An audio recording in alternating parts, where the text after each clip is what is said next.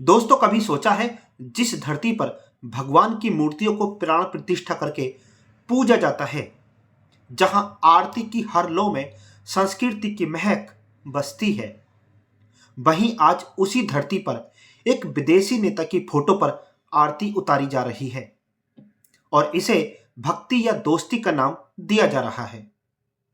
ये दृश्य बस अजीब नहीं, ये परेशान करने वाला है। अब जरा मामला समझिए। पुतिन, जो रूस के राष्ट्रपति हैं, व्लादिमीर पुतिन भारत आने वाले थे।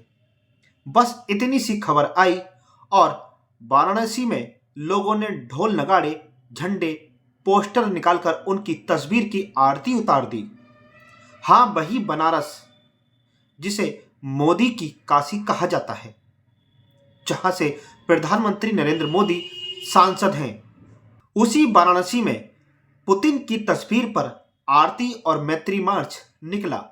तमाम मीडिया चैनलों ने इस खबर को प्रमुखता के साथ चलाया। हालांकि जिस तरह से व्लादिमीर पुतिन की आरती की गई और मार्च निकला, उसकी वीडियो भी सोशल मीडिया पर जमकर वायरल हुई। हालांकि इस पर तमाम सोशल मीडिया प्लेटफॉर्म पर तीखी प्रतिक्रियाएं भी आई। कई ने इसे स्वागत कहा तो कई ने इसे गलत परंपरा बताया। लेकिन जरा पीछे चलिए, यह मामला पहला नहीं है। जब अमेरिका में डोनाल्ड ट्रंप चुनाव जीते थे, तब भी भारत में कई जगह पर हवन, पूजा पाठ और जयकारे किए गए थे। हालांकि ट्रंप की जीत के लिए भारत में तमाम जगह हवन कीर्तन किए गए। बड़ा सवाल यह है कि विदेश में कोई भी जीते और भारत में उसके लिए हवन होता है। अब पुतिन भारत में आए हैं तो उनकी फोटो की आरती शुरू हो गई।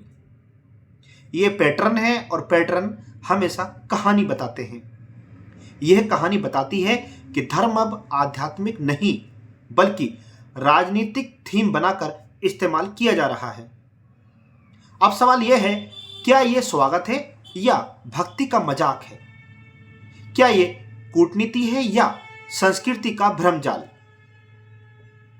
देखिए, भारत में किसी नेता, कलाकार, खिलाड़ी का स्वागत करना कोई समस्या नहीं, लेकिन पूजा पाठ, आरती, फूलमाला और शंख घंटा, इनका इस्तेमाल हमेशा किसी शुभ शक्ति, किसी दिव्य सत्ता के सम्मान में होता है। पर अब जो चल रहा है वो सनातन की आत्मा से बिल्कुल उलट है, क्योंकि सनातन कहता है कि भक्ति आस्था की होती है, सत्ता की नहीं। आरती आध्यात्मिकता की होती है, राजनीति की नहीं। लेकिन अब नया चलन यह है कि जिसे सत्ता पसंद है उसकी तस्वीर पर फूल चढ़ा दो, जिससे गठबंधन अच्छा है उसके लिए हवन कर दो, और जिसे सोशल मीडिया ट्रेंड बनाना है उसकी फोटो की आरती उतार दो। पहले ट्रंप के लिए हवन और अब पुतिन के लिए आरती। क्यों भाई? कौन सी शास्त्र में लिखा है कि विदेशी नेताओं की आरती उतारना भारतीय संस्कृति है? यह सब देखकर लगता है कि भक्ति नहीं, दिखावा हो रहा है, भावना नहीं, पॉलिटिकल ड्रामा हो रहा है। और दुख इस बात का नहीं कि किसी ने पुतिन का स्वागत किया, दुख इस बात का है कि सनातन भावनाओं का इस्तेमाल फिर से एक राजनीतिक तमाशे की तरह किया गया। यह सब देखकर लगता है कि देश में संस्कृति को हथियार की तरह इस्तेमाल किया जा रहा है। असली मुद्दे गायब हैं। महंगाई, बेरोजगारी, मूलभूत समस्याएं, और जनता को नया तमाशा पकड़ा दिया गया कि पुतिन की आरती। बड़ा सवाल यह है कि क्या हमारा सनातन धर्म इतना कमजोर है कि हम किसी की भी आरती शुरू कर दें? अरे भाई, हमारा सनातन धर्म सदियों से चला आ रहा है और इसकी ताकत को पूरी दुनिया जानती है। पुतिन की आरती के बाद अब बड़ा सवाल यह है कि जब नागरिकों की आर्थिक हालात खराब हो, जब नौकरियां गायब हों, जब अस्पतालों की हालत पर कोई बहस ना करे, तो ध्यान भटकाने के लिए ऐसे तमाशे फिर से सामने आ जाते हैं। धर्म का मंच बनाकर राजनीति खेली जाती है और जनता तालियां बजाती है।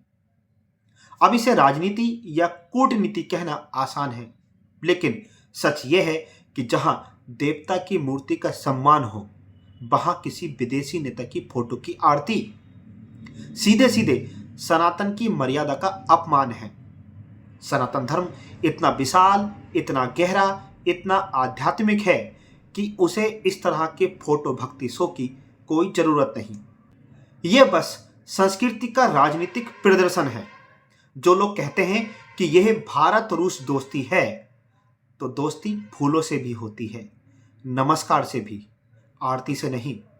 आरती देवत्व की होती है, व्यक्तित्व की नहीं। भारत में विदेशी मेहमानों का स्वागत सदियों से सम्मान के साथ होता आया है, परंपरा के साथ, संस्कृति के साथ और गरिमा के साथ। लेकिन जब स्वागत की जगह भक्ति स्टाइल शो शुरू हो जाए तो वो स्वागत नहीं बल्कि सनातन की परंपरा का अवमूल्यन है। समझने की बात सिर्फ इतनी है कि अगर संस्कृति को बचाना है तो उसे राजनीति और अंधभक्ति से दूर रखना पड़ेगा, वरना आने वाली पीढ़ियां ये सवाल पूछेंगी कि ये धर्म था या प्रदर्शन। बहरहाल इस मुद्दे पर आप क्या सोचते हैं, कमेंट्स करें। चैनल को लाइक, शेयर और सब्सक्राइब करना नहीं भूलें। नमस्कार दोस्तों, मैं आपके साथ अरुण कुमार।